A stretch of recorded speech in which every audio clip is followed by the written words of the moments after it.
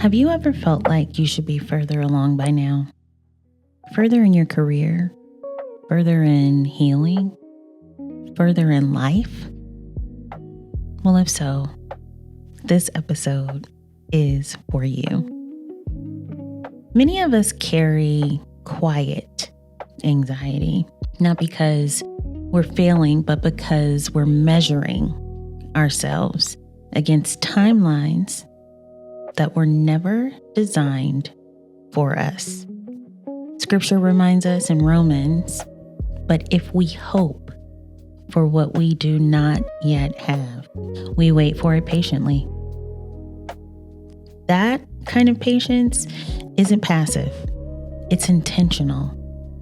And today, I want to talk to you about why feeling behind is often an illusion and why patience is not a weakness, but in fact, wisdom. Hi, I'm Jacqueline, and I'd like to formally welcome you to PACE.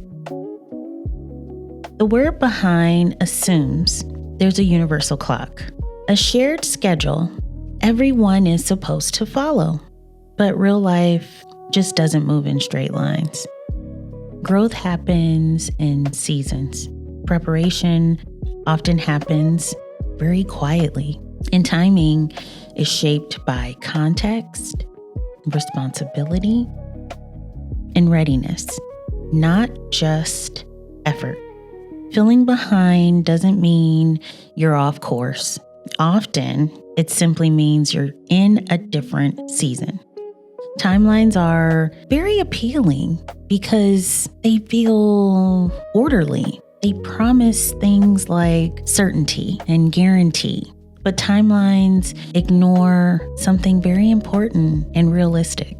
Timelines ignore complexity. They don't account for personal circumstances or emotional readiness or responsibilities we didn't choose, or even growth happening beneath the surface. Let's dive into some of those things. Let's take personal circumstances. What is personal circumstances? Well, there are things happening in someone's life that affect timing, capacity, and focus. Here's some examples. Someone rebuilding financially after a divorce or an unexpected medical expense, relocating for a spouse's job, and having to start over yourself professionally, navigating fertility treatments, pregnancy loss, or postpartum recovery. A parent turning down a promotion because their child, they need extra support at home. Personal circumstances don't pause ambition, they reorder priorities. Let's take emotional readiness. What is emotional readiness? It's internal capacity to handle change, pressure, or growth, even when skills are very present. And some examples of that are things like wanting to change, but needing space to rebuild confidence first. Delaying a big life decision because grief hasn't fully settled. Needing time to heal after burnout because you had to take on more responsibility. Recognizing that saying yes too soon would lead to resentment. Skill without emotional readiness leads to self-betrayal. Next, let's dissect responsibilities we didn't choose. What is that? Well, they're obligations. Obligations that weren't part of the plan, weren't part of the timeline, but still require care and your energy. Some examples of that could be becoming now the default strong one in the family, stepping into caregiving due to illness or loss, covering workload gaps at work because of understaffing, supporting extended family financially and or emotionally. Unchosen responsibility often builds resilience, but it also slows visible progress. Lastly, let's talk about growth happening beneath the surface. What is that? Well, it's development that isn't immediately visible, but is deeply transformative. Some examples of that would be I gain some clarity about what I no longer want, or I develop discernment in unhealthy environments. Learning how to set boundaries after years of people pleasing. Learning to say no without guilt. Building confidence quietly rather than loudly. Some of the most important growth cannot be measured or showcased, but it changes everything. When we feel behind, it's often because we've managed invisible weight, we're doing unseen work, or growing in ways that don't photograph well.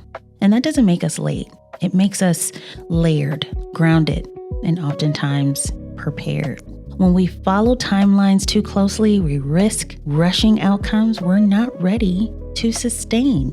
And rushing may look like progress. It often leads to burnout, resentment, or regret. Across history, progress has rarely followed a neat schedule.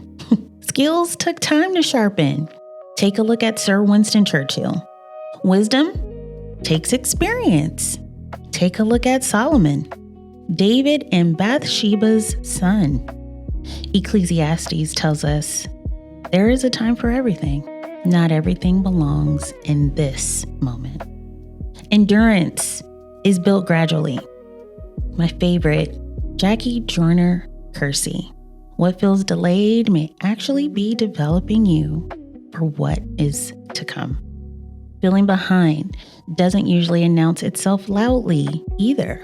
It usually shows up like pressure or comparison or very quiet self-doubt. Theodore Roosevelt once said, "Comparison is the thief of joy." And that's so true. It's a great reminder or mantra. When you're in the middle of something personally uncomfortable, say it. I do. Comparison is the thief of joy. Because when we compare, we're almost always comparing our private reality to someone else's public highlight. Claire Myers, she reminds us, don't compare yourself with others. You have no idea what their journey is all about. Comparison convinces very capable people that they're failing when, in actuality, they're still becoming who they were purposed to be. Jordan Hayes put it simply, you are enough just as you are. And maybe the most grounding reminder of all, the only person you should try to be better than is the person you were yesterday. Feeling behind doesn't mean you're lacking. It often means you're measuring yourself with the wrong ruler. Instead of asking, why am I not there yet? Try this. Am I growing? What am I learning? Am I becoming more aligned, flexible, understanding? Ralph Waldo Emerson, who goes by Waldo, said, continuous effort, not strength or intelligence, is the key to unlocking our potential. That kind of progress isn't loud, it isn't rushed, it's consistent, it's real, and it lasts. If this season feels quieter, slower, or less visible, that doesn't make it insignificant. You're not behind, you're building something steady. You're building something sustainable. There is a pace that preserves you, that allows you to rest. You are allowed, fully allowed to honor that. So, thank you for listening to Pace, and I'm so very glad that you're here. Until next time.